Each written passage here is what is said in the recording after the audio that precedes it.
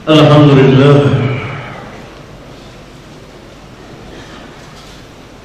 wassalatu wassalamu ala Rasulillah wa ala alihi wa ashabihi wa man tabi'ahum bi ihsan ila yaumiddin. Wa ba'd. Ikhwan dan akhwat yang saya muliakan, banyak sekali pertanyaan dan tentu saya tidak mungkin menjawab semuanya karena keterbatasan waktu dan ilmu tentunya. Saya akan jawab sebagian kecil. Di antaranya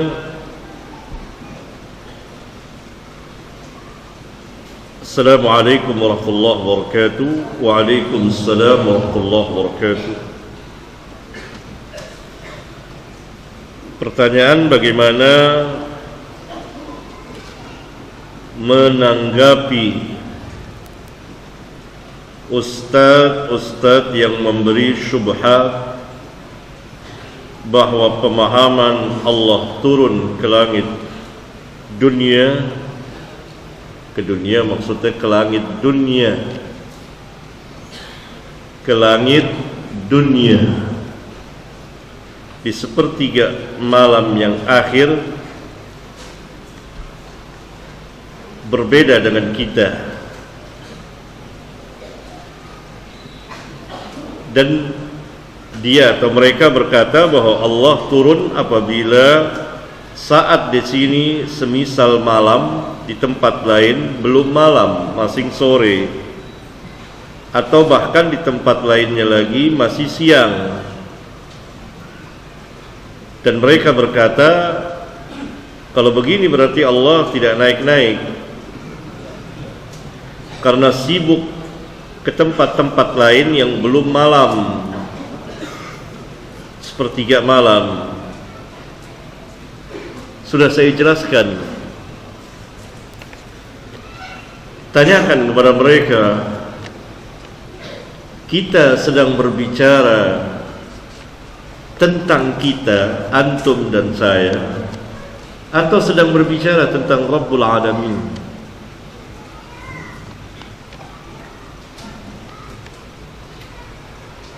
Kalau kita sedang berbicara tentang Rabbul Alamin, tetapi seperti ini, berarti antum telah menyamai Allah dengan makhluknya.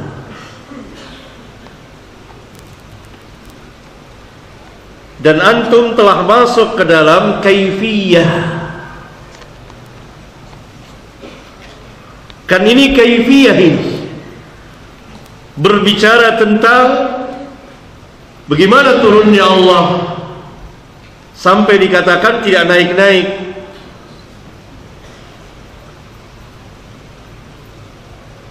Pembicaraan ini tidak boleh, karena Allah Jalla Dzikruhu tidak memberitahukan kepada kita bagaimana caranya. Jadi penanya, tanyakan kepada mereka, kita sedang berbicara tentang siapa?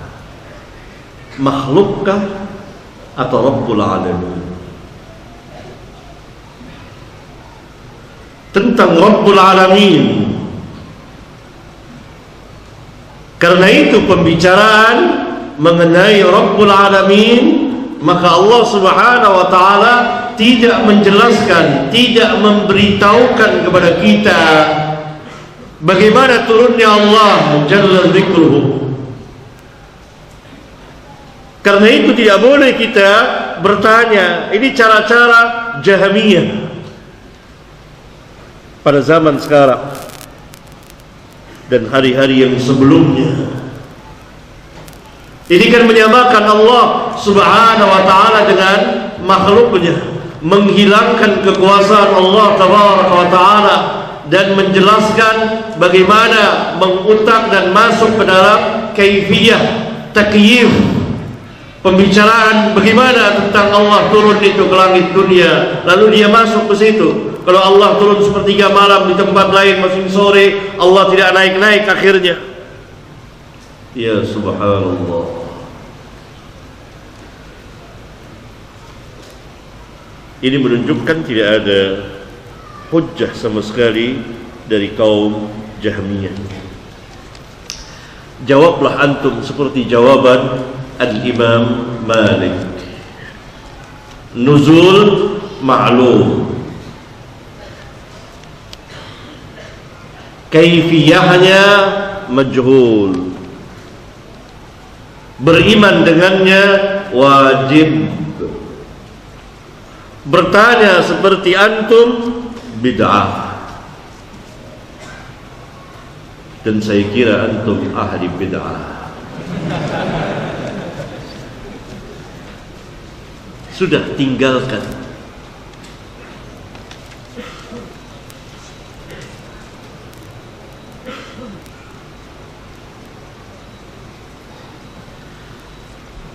Pertanyaan yang lain tentang seorang anak yang baru ditinggal wafat oleh ayahnya.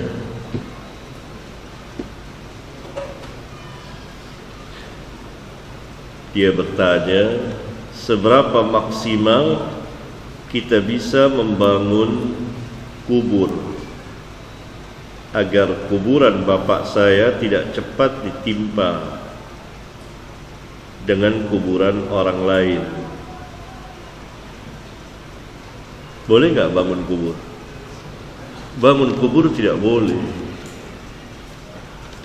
Membangun kubur tidak boleh. Ada larangan dari hadis. Menemboknya, mengkapurnya, membuat bangunan, membuatkan namanya, terlarang. Tapi memberi tanda nisan misalnya, batu, boleh. Tingginya tanah sejengkal, kira-kira segalian itu, tidak boleh lebih. Tidak boleh kita membangun kubur dengan alasan seperti ini.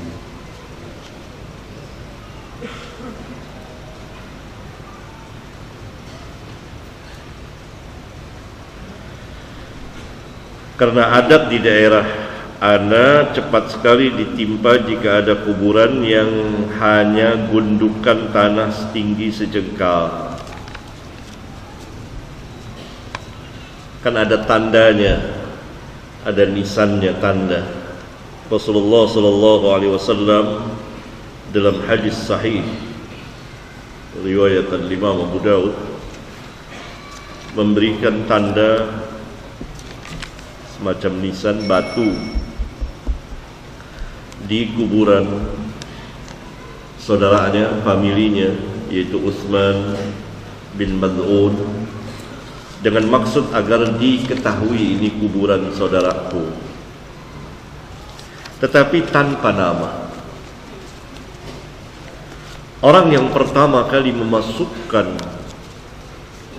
membangun kuburan, membuat bangunan kubah, orang-orang Syiah Rafidhah.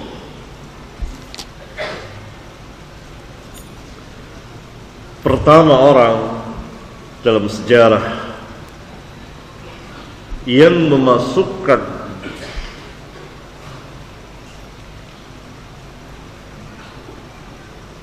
ke dalam Islam kuburan ditinggikan, dibangun, lalu didatangi pada waktu-waktu tertentu, bersimpuh di situ, meminta-minta secara itu, orang-orang Rafidhah yang kemudian diikuti kesesatannya oleh sebagian kaum muslimin. Sehingga tersebarlah di dalam Islam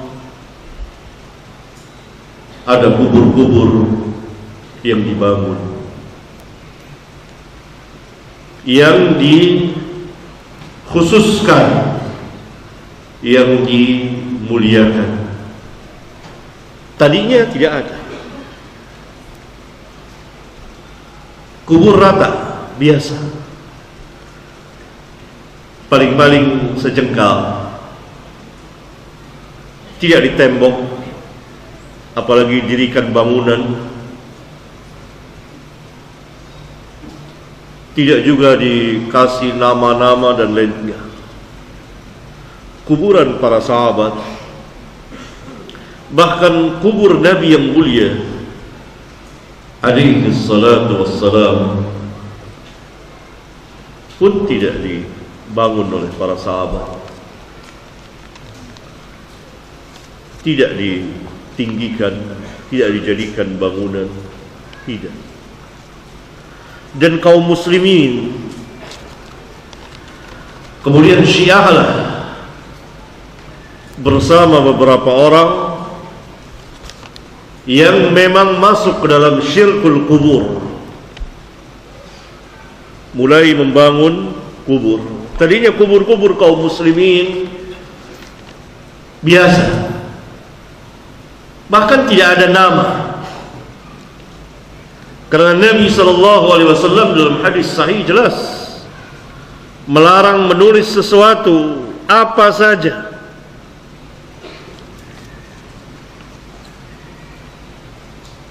dan kaum muslimin telah melanggar dengan pelanggaran yang besar terhadap larangan Nabi-Nya SAW, yang telah mengerjakan apa yang beliau larang. Jadi biarkanlah antum bangun kuburan tetap seperti apa adanya, tidak dibangun, tidak ditembok, tanahnya selebih dari tanah galian itu, kira-kira sejengkal, kemudian dikasih nisan tidak apa-apa di kepalanya, tidak di kepala, di kaki, ya, kepalanya, tidak ada nama, tidak ditulis sesuatu. Karena Nabi kita sallallahu alaihi wasallam telah melarang. Pertanyaan yang lain. Assalamualaikum Ustaz. Waalaikumsalam warahmatullahi wabarakatuh.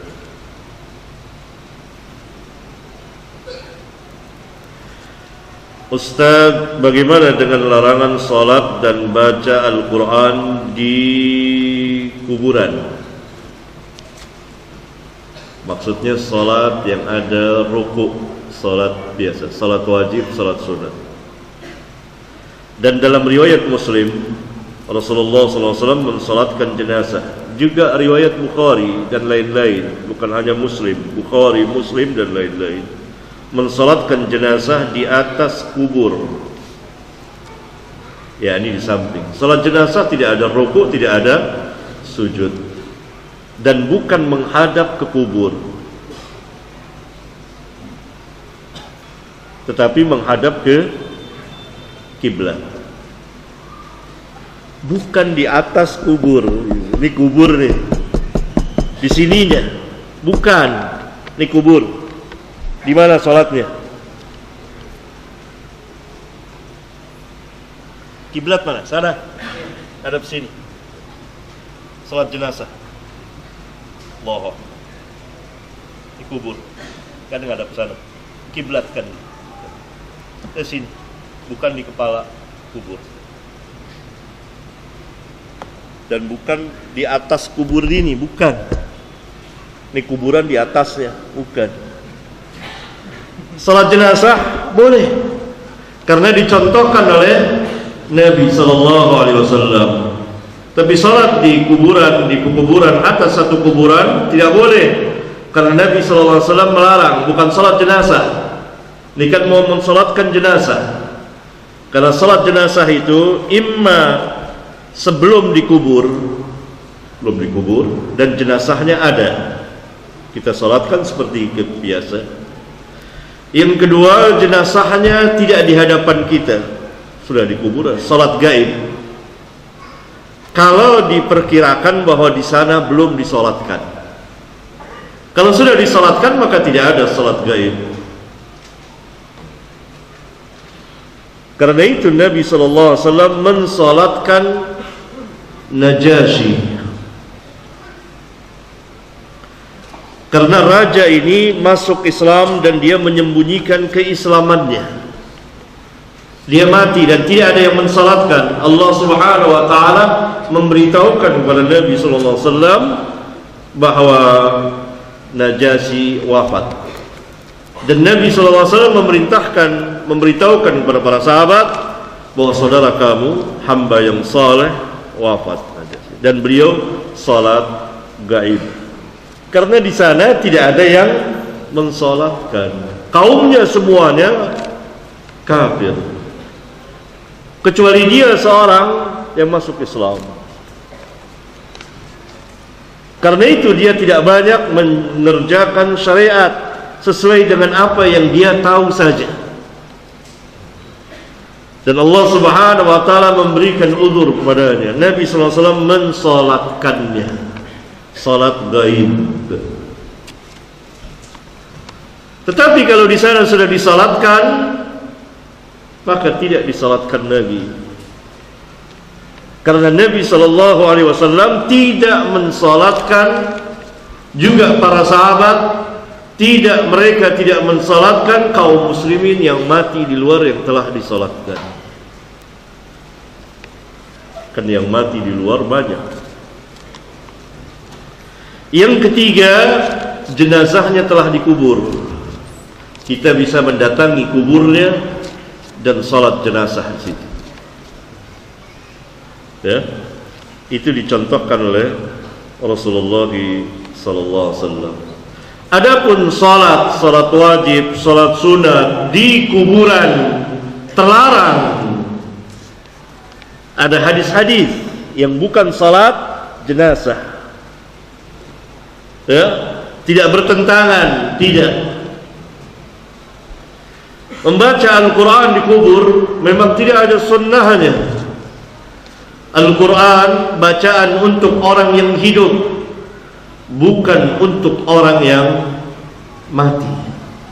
Tidak diriwayatkan dengan sanad yang sahih atau sekurang-kurangnya hasan bahwa Nabi SAW pernah membacakan Al-Quran untuk orang yang mati. Adapun hadis Iqra'u Yasin ala mautakum itu sebelum mati. Karena lafaz mautakum artinya hampir mati. Sama seperti firman Allah, lakinu mautakum la ilaha illallah. Ajarkanlah orang yang hampir mati di antara kamu la ilaha illallah. Apakah hadis itu mengajarkan kepada kita bahwa boleh kita ajarkan orang yang telah mati kalimat la ilaha illallah? Maka Iqra'u Yasin ala mautakum hampir mati dibacakan surat Yasin. Tapi hadis itu dhaif, yang tidak boleh diamalkan. Karena itu enggak ada Nabi SAW kemudian para sahabat membacakan surat Yasin pada orang yang hampir mati, apalagi setelah mati. Tidak ada. Karena mereka tahu bahwa Al-Quran untuk orang yang hidup, liyundhira man kana hayyan, agar Rasulullah SAW yang memberikan ancaman dengan Al-Quran ini, dan agar Al-Quran ini menjadi peringatan bagi orang-orang yang hidup, bukan orang-orang yang mati. Orang yang mati selesai. In qata'a idza mata ibnu Adam in qata'a amaluhu illa min thalath. Apabila anak Adam telah mati, maka terputuslah seluruh amalnya kecuali 3 perkara. Ma'ruf hadisnya. Al-Quran ini bacaan untuk orang yang hidup, agar hidup hatinya. Orang yang mati sudah tidak bisa apa-apa lagi. Dia berhajat kepada doa orang yang hidup. Orang-orang yang mati berhajat kepada orang yang hidup doanya, bukan orang yang hidup berhajat kepada orang yang mati. Allah Subhanahu wa taala berfirman, "Afala yatadabbaruna al-Qur'an am 'ala qulubin aqfaluha?" Mungkinkah kita bacakan ayat itu kepada orang yang telah mati? Bisakah orang yang telah mati mentadabburkan Al-Quran? Al-Quran ini hidayah dan cahaya untuk orang-orang yang hidup. Kirim Yasin, kirim Fatihah, enggak. Iqra'u ya Abdul ila hadratin Nabi, Al-Fatih, semua enggak ada. Enggak ada dalilnya. Dari mana dalilnya? Ada hadis-hadis palsu, hadis-hadis yang tidak ada asal usulnya. Al-Fatihah lima quri'at lahu. Al-Fatihah itu tergantung untuk apa dia dibaca. Yasin lima quri'at lahu. Yasin itu untuk apa? Tergantung untuk apa dibaca. Ini biasa digunakan, tapi hadis ini la asla lahu, tidak ada asal usulnya. Ia tidak mempunyai sanad. Hadis-hadis yang beredar dari mulut ke mulut. Yang ada hadisnya, ma'u zamzam lima syuribadahu. Itu ada sanadnya, banyak sanadnya. Sebagian ulama mensahihkan air zam-zam itu tergantung untuk apa dia diminum. Kalau antum minum, berdoa kepada Allah untuk kesehatan, insya Allah Allah akan ijabahkan antum.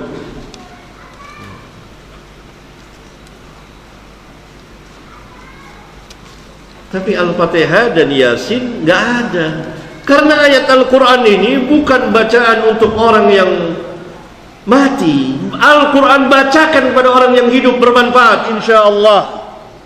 Karena itu Allah Subhanahu wa taala berfirman, "Afala yatadabbaruna al-Qur'an?" Tidakkah mereka mau mentadabburkan Al-Quran? Am 'ala qulubin aqfaluha? Ataukah hati-hati mereka telah terkunci sehingga tidak mau mentadabburkan Al-Quran, tidak paham Al-Quran, padahal Al-Quran itu mudah.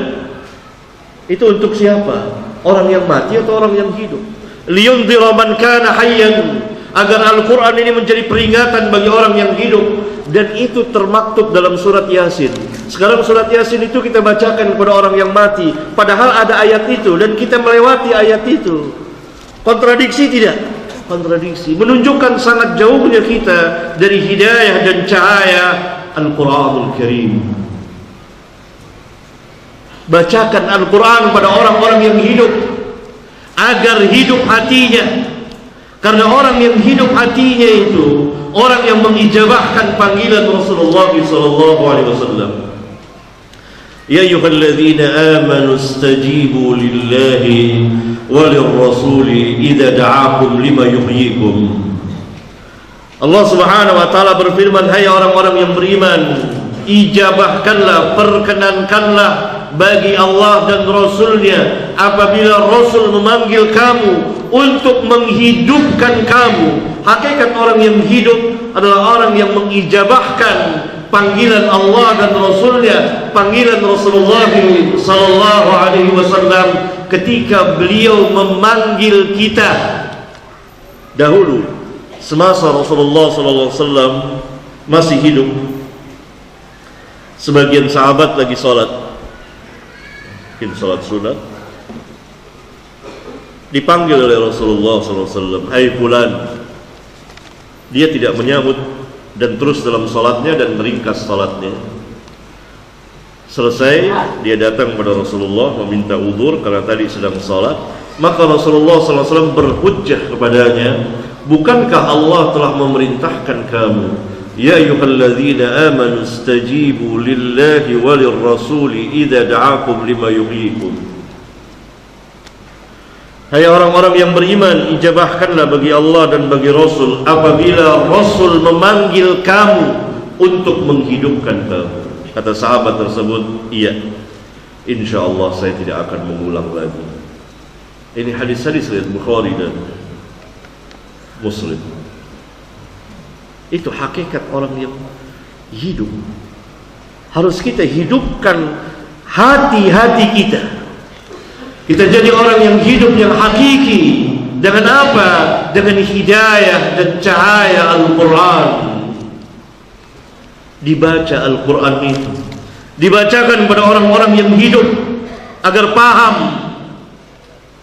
Begitulah dahulu para sahabat ridwanullah alaihim jami'an. Bukan mereka seperti kita bersimpuh di kubur lalu membacakan ayat-ayat Al-Quran.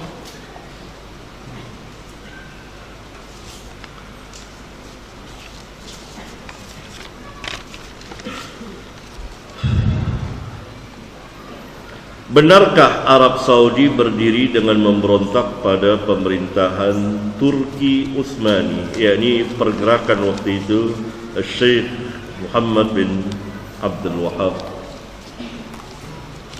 Ini ada penjelasan yang luas. Karena daerah yang dikuasai saat itu di Najd tidak termasuk dari kekuasaan Turki Utsmani. Di situ adalah daerah raja-raja kecil memiliki daerah-daerah tersendiri. Dan itu yang pertama dikuasai. Tidak semua negeri Islam dikuasai oleh Turki. Tidak. Wilayah Turki terbatas. Buktinya Indonesia tidak dikuasai oleh Turki, berdiri kerajaan Islam sendiri. Demikian juga di tempat yang lainnya. Begitu. Ya.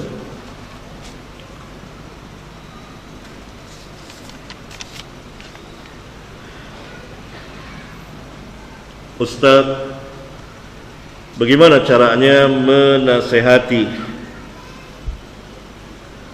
mendakwai saudara yang fanatik sama organisasinya?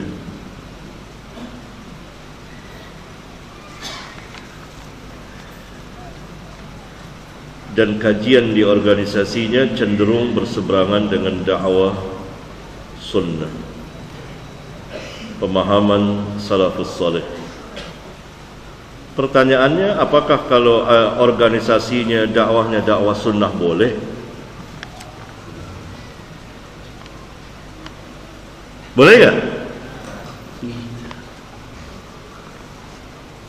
Tidak perlu organisasi untuk dakwah. Justru akan menjurus kepada hizbiyah, harakiyah, siyasiyah. Mereka sadar atau tidak?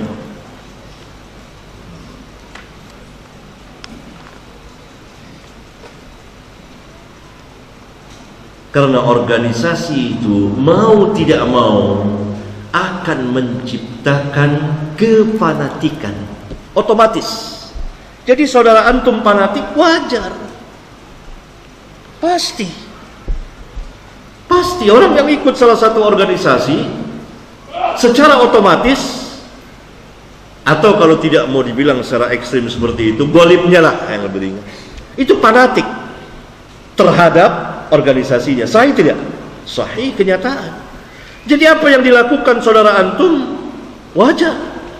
Itulah risiko ikut organisasi. Kalau nggak mau jadi fanatik, keluar. Bebas, merdeka. Islam ini tidak terikat dengan organisasi. Berbahaya. Sama dengan demokrasi. Pasti secara otomatis ada demonstrasi, ada orasi. Karena itu bagian dari demokrasi. Resiko negara yang berdemokrasi pasti akan diorasi, akan dicaci maki, akan didemonstrasi dan seterusnya. Karena itu bagiannya. Orang yang berorganisasi pasti akan menimbulkan kefanatikan. Al-wala' wal bara', sadar atau tidak sadar, tegak atas dasar itu. Itulah yang dialami oleh saudara penanya ini.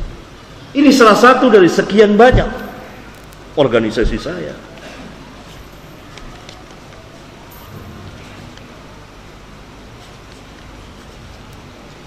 Pasti akan menimbulkan kefanatikan. Itu resiko.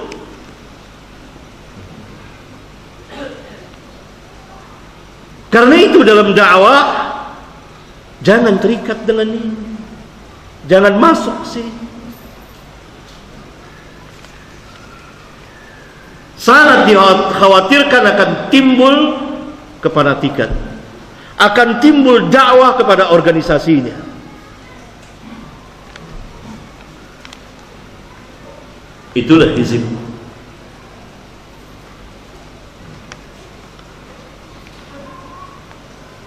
Ini kan pertanyaannya bagaimana cara nasihati? Ya suruh keluar.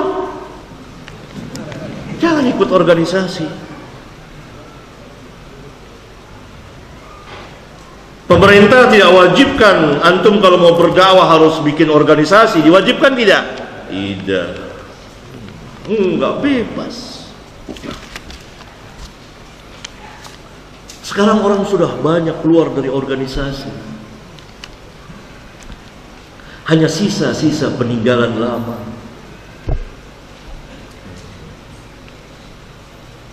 Orang sudah mau bebas.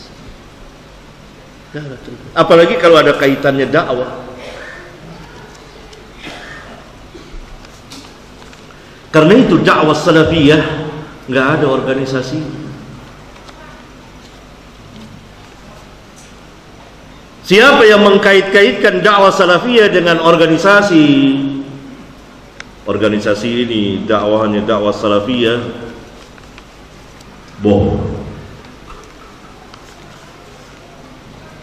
Organisasi mengataskan Islam terserah, itu untuk organisasi. Dan terbentuk hizib, kan ada anggota. Ada anggota tidak? Ada, pasti. Antum masuk anggotanya enggak? Enggak. Enggak.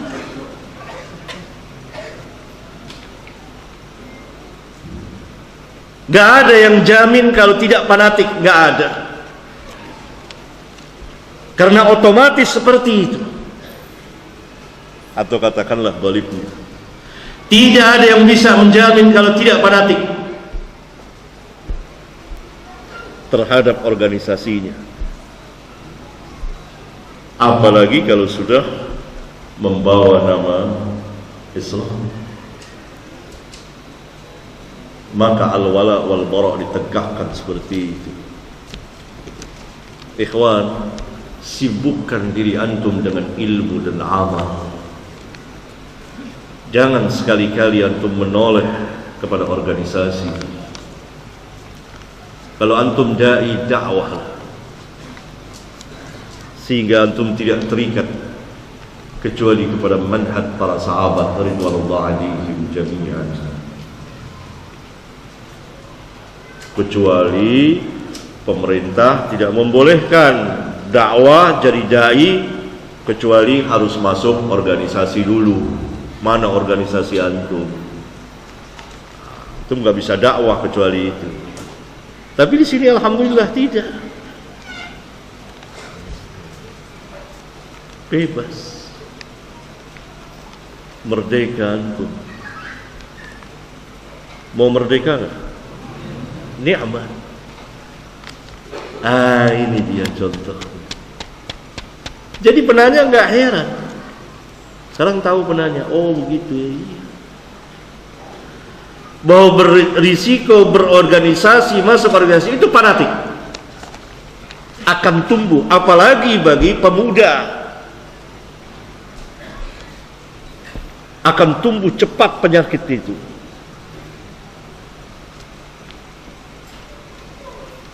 Mau tahu? Ini setelah saya ngomong gini, kalau ada yang marah, nah tahuan ini dia. Nah, itu jawabannya. Itu jawabannya. Itu jawabannya. Ini kan hasil dakwah salaf. Itu jawabannya. Marah apa nanti?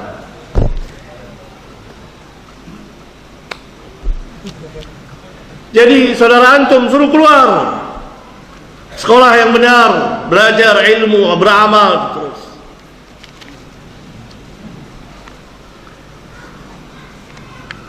Orang kebanyakan sudah tidak mau terikat, kecuali orang-orang yang memang gemar berorganisasi, senang memang pahamnya seperti itu, yakni paham hizbiyah, hizib, seperti itu, senang.